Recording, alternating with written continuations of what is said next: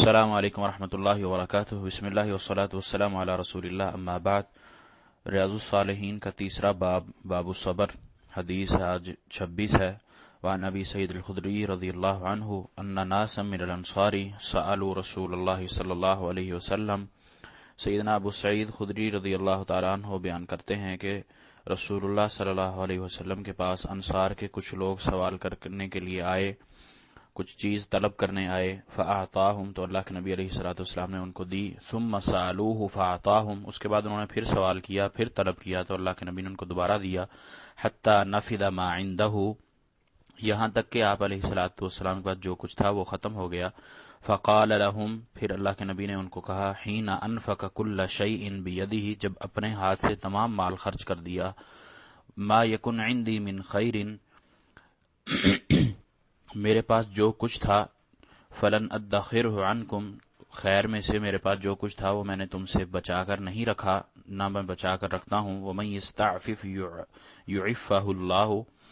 البتہ جو سوال کرنے سے بچنے کی کوشش کرتا ہے اللہ تعالیٰ اسے بچا لیتا ہے۔ ومن یستغنی یغنہ اللہ،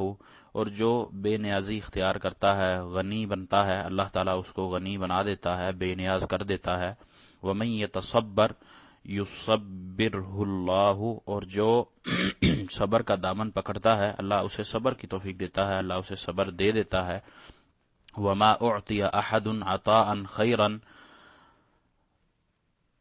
اور کوئی شخص ایسا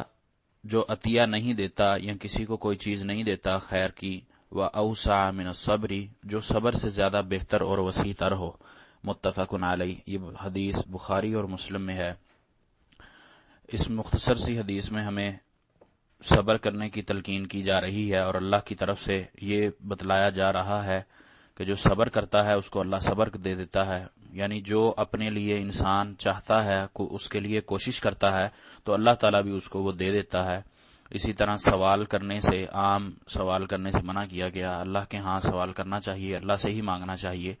تو عام سوال جو کرنے سے بچتا ہے، اپنے آپ کو بچاتا ہے، تو اللہ تعالیٰ اس پر پردہ ڈالتا ہے اس کے لیے،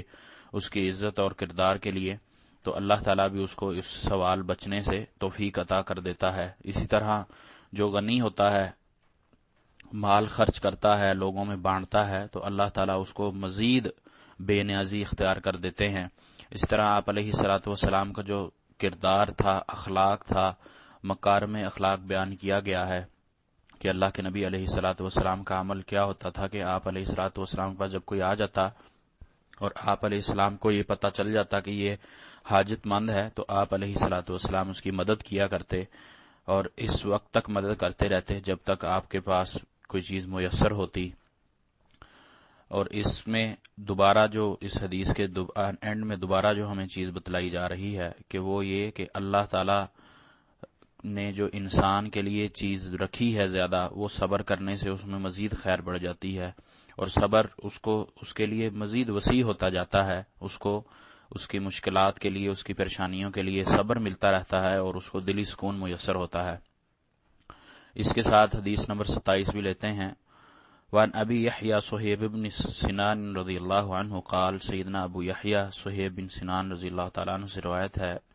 قال رسول اللہ صلی اللہ علیہ وسلم، کہ رسول اللہ صلی اللہ علیہ وسلم نے فرمایا، عجبا لامر المؤمن،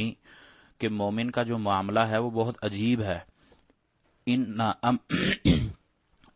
امرہ کلہ لہ خیر،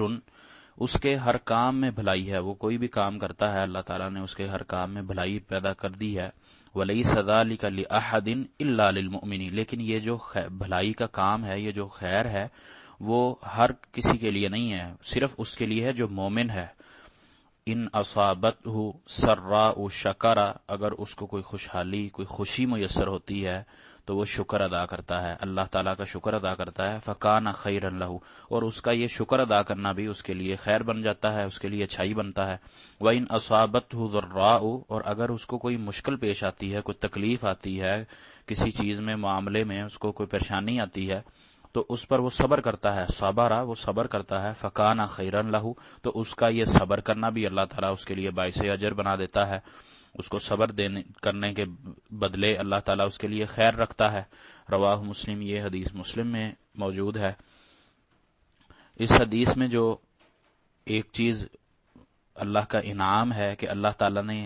امت محمدیہ کے لیے ہر کام، ہر نیک عمل کے بدلے بڑا ثواب رکھا ہے، بڑا اجر رکھا ہے، تو اس لیے اللہ کے نبی علیہ الصلوۃ والسلام نے مومن کا معاملے پہ عجب کا اظہار کیا کہ وہ عجیب معاملہ ہے اس کا، وہ کوئی بھی چھوٹے سے چھوٹا عمل کرتا ہے اللہ تعالیٰ اس کے لیے اس میں خیر پیدا کر دیتا ہے۔ اور پھر اس حدیث میں اللہ کے نبی علیہ الصلوۃ والسلام جو فرما رہے ہیں کہ جو بندہ مومن ہے، اسلام میں داخل ہونے کے بعد حکم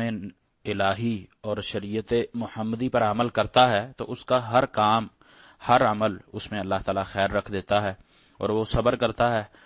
کوئی بھی نعمت اس کو میسر نہیں ہوتی، یا کسی مشکل میں ہوتا ہے، کوئی پریشانی میں آتا ہے، کسی ظلم میں آتا ہے تو وہ اس پر صبر کرتا ہے، تو اللہ تعالیٰ اس کو اس صبر کا اجر دنیا میں بھی دیتا ہے اور آخرت میں بھی دیتا ہے۔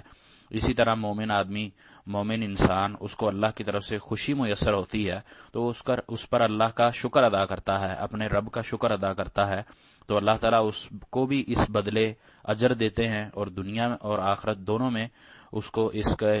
شکر کرنے کا انعام بھی دیتے ہیں۔ اسی طرح انسان کو اس چیز کا بھی درس اس حدیث سے ملتا ہے کہ اس کو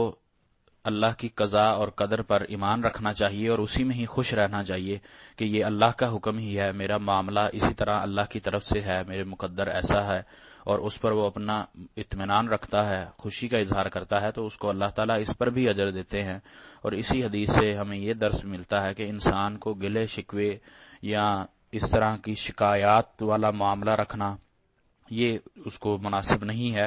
اس طرح سے اس کو بچنا چاہیے۔ اللہ تعالیٰ سے دعا ہے کہ اللہ تعالیٰ ہمیں صبر شکر کے ساتھ اپنی زندگی گزار کے عمل کرنے کی توفیق عطا فرمائے۔ وما توفیقی الا باللہ، علیہ توکلت و الیہ انیب۔